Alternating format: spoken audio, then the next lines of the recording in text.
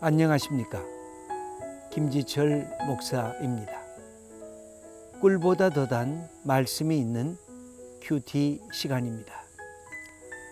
우리는 예수님을 믿으면서도 행복한 것은 추구했지만 거룩한 것을 추구하지는 못한 것 같습니다. 산상 설교를 통해서 하나님의 거룩함이 이르는 길이 무엇인지 우리가 함께 말씀 읽고 묵상하는 시간을 갖기를 원합니다. 그래서 거룩한 삶에 이르는 하나님이 기뻐하시는 복된 사람 다 되시기를 원합니다. 오늘 아침 큐티를 시작하겠습니다. 마태복음 5장 6절.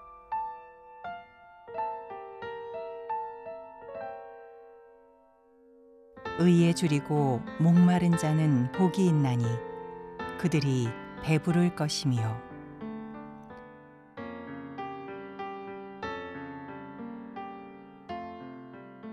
오늘은 예수님의 말씀 중에 팔복 중에 네 번째 복에 대한 말씀입니다. 의에 줄이고 목마른 자는 복이 있나니 그들이 배부를 것이며 라는 말씀입니다. 여러분, 배고프신 적 있으셨습니까? 목마른 것 경험해 본 적이 있습니까? 이 배고프고 목마른 것을 우리 마음속에 또 육체 속에 느끼는 것은 우리가 아직 살아있다는 증거입니다. 살아있기에 목마르고 살아있기에 배고픈 것입니다. 우리 죽은 자들에게는 배고픔과 목마름이 없습니다. 몸무게가 100kg 이상 되는 어떤 분의 고백입니다. 나는 몸이 약하고 말랐을 때 내가 먹지를 잘 못해서, 그래서 배고픈 것 또 목마른 것 해결되면 되겠다 해서 열심히 먹었습니다. 그런데 먹어도 배고픈 것이 해결되지 않고 마셔도 목마른 것이 해결되지 않았습니다. 그래서 다시 살펴보니까 육체가 목마른 것이 아니라 영혼이 목마른 것이었습니다. 예수님께서 목마른 자들아 다 내게로 오라, 내가 생명수로 너희를 먹게 하겠다는 그 말씀을 믿고 말씀을 읽으면서 내 영혼의 목마름이 해결되었습니다. 여러분, 육체가 목마르면 우리가 먹고 마셔야 됩니다. 영혼이 목마르면 우리가 하나님 말씀 앞에 나와 예배드리며 하나님을 찬양해야 그 목마름이 해결되는 것입니다. 그런데 우리는 한두 끼를 굶으면 야단을 합니다. 너무 배고프다고. 우리말은 더 강해서 배고파 죽겠다고, 목말라 죽겠다고. 그런데 사람들이 성경을 잘 안 읽어도 영혼이 배고파하지 않습니다. 그래서 사람들은 영혼의 목마름을 느끼지 못하면서 점점 영혼이 죽어가고 있는 것을 볼 수가 있습니다. 우리가 목마르다라고 하는 것은 육체에서도 매우 중요합니다. 영혼에서도 중요합니다. 예수님은 이 땅에 오셔서 목마르고 배고픈 자들을 먼저 만나셨습니다. 우리가 예수님의 별명 여러분 들은 적이 있으십니까? 예수님의 별명이 저분은 아니죠. 그때는 저분이라고도 얘기하지 않았습니다. 저 사람, 아니 저 친구는 먹고 마시는 자야. 그렇게 비난을 했습니다. 예수님은 죄인들과 함께 먹었고 세리들과 함께 마셨습니다. 그래서 예수님은 먹고 마시는 일을 즐거워하셨습니다. 이것을 밥상 공동체라고도 하고 식탁 교제라고도 합니다. 예수님은 당대에 그렇게 소외되고 사람들에게 조롱받으면서 멸시받던 사람들을 기꺼이 만나셔서 제일 먼저 하신 것이 먹는 일이었습니다. 마시는 일이었습니다. 저는 그래서 교회에서 우리 성도님들이 함께 먹고 마시는 것이 굉장한 축복이라고 생각을 합니다. 왜냐하면 먹고 마실 때 우린 서로 사랑의 친구가 되고 형제가 되고 자매가 되고 우리가 믿음의 동지가 된다는 사실을 경험할 수 있기 때문에 그렇습니다. 그런데 이게 먹고 마시는 것만이 아니라 우리들은 영혼의 먹고 마심도 교회 공동체가 함께 하는 것입니다. 그래서 예수님은 사람들과 함께 먹고 마시는 밥상의 공동체를 함께 만드시기도 하셨지만 예수님은 만나실 때마다 사람들에게 가르치셨습니다. 복음을 가르치셨고 하늘의 지혜를 가르치셨고 이 땅에서 어떻게 하나님의 나라를 이루어질 것인가를 가르치셨습니다. 그래서 영혼의 이 정신적인 세계에 공허한 사람들에게 하나님의 말씀으로 이렇게 채워주셨습니다. 그래서 예수님이 이 땅에 오신 것은 오병이어를 통해서 5,000명이나 되는 많은 사람들이 먹고 마시게 한 육체적인 배고픔을 해결해 주셨을 뿐만 아니라 사람들이 갖고 있는 영혼의 세계의 그 갈급함도 채워주셨기에 하나님께서 예수님은 온전한 우리의 모든 것을 배부르게 하시는 분이라 말씀을 드릴 수가 있습니다.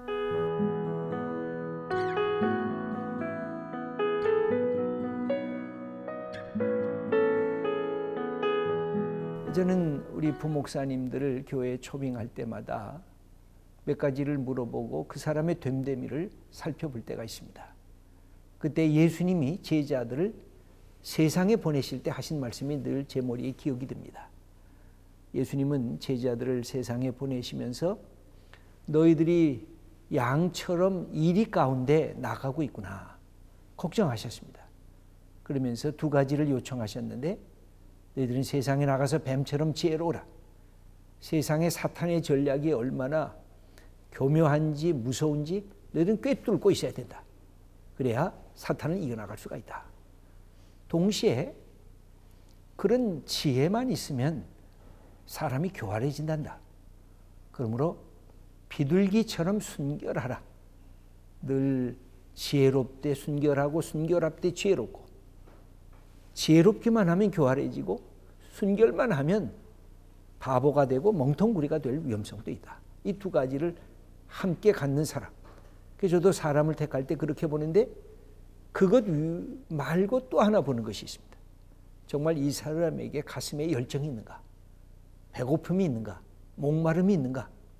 하나님의 말씀이면 정말 내가 모든 것을 다 투신해서 내가 말씀을 사랑하겠다. 말씀을 내가 사모한다. 그리고 이 말씀을 우리 성도님들에게 나눠주기를 나는 기뻐하고 감사한다. 그런 간구하는 마음, 배고픈 마음, 사랑하는 마음, 열정이 있는 그 마음이 있는가? 아무리 뱀처럼 지혜롭고 비둘기처럼 순결해도 가슴에 그 타는 목마름처럼 하나님과 말씀에 대한 사랑이 없으면, 그 사모함이 없으면 이것은 하나님의 역사를 이룰 수 없기 때문에 그렇습니다. 예수님께서 우리에게 말씀을 해 주십니다. 의에 줄이고 목마른 자는 배고픔을 배부름으로 바꾸게 해 주실 거다. 이 의에 줄인다는 것이 뭘까요? 그것은 하나님과의 관계성에 대한 열망을 가진 사람. 하나님, 내가 하나님 앞에 서기를 원합니다. 하나님은 내게 다가오십시오. 하고 하나님과의 선한 만남과 교제를 갖기를 원하는 게, 이게 의입니다.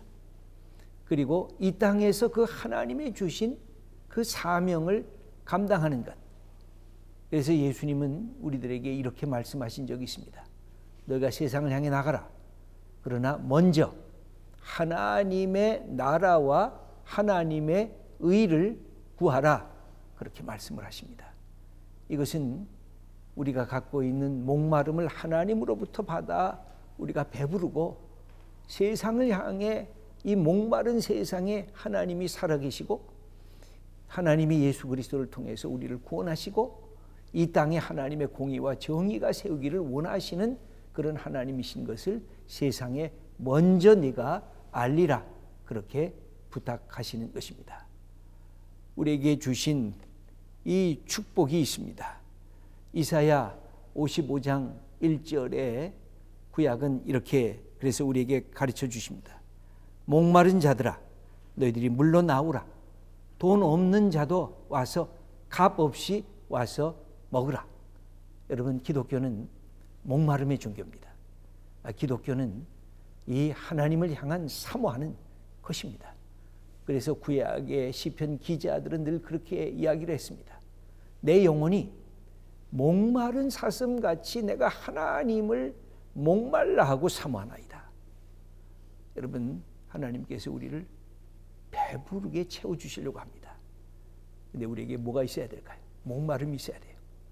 우리의 육체의 목마름으로 하나님께서 채워주셨습니다. 우리의 더 중요한 영혼의 목마름.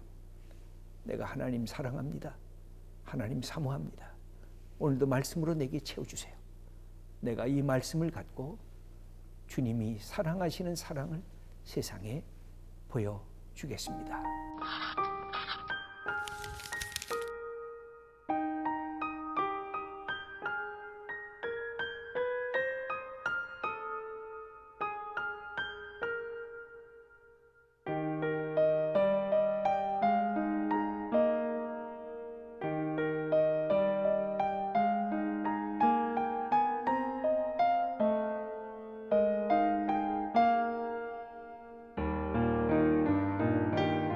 여러분, 우리에게 주님 앞에 나와 예배드리며 말씀을 사모하는 이 목마름에 우리를 주님을 향한 그 소중한 마음이 오늘도 우리에게 있어서 우리가 어디에서 누구를 만나든 이 목마름을 갖고 내 영혼이 채워지고 다른 사람들의 영혼을 배부르게 하는 그런 복된 믿음의 사람 다 되시기를 축원합니다. 기도하겠습니다. 하나님 아버지, 감사합니다. 하나님, 우리에게 목마름을 주셨습니다. 우리의 육체의 목마름도 배고픔도 주님께서 채우십니다. 아니, 우리의 영혼의 목마름이 있습니다. 주님을 향한 이 목마름을 말씀으로, 주님의 사랑으로 채워주시는 것을 감사드립니다. 우리가 하나님의 사람인 것을 다시 고백하며 세상을 향해 나갑니다. 우리와 동행하시옵소서. 예수님의 이름으로 기도드립니다. 아멘.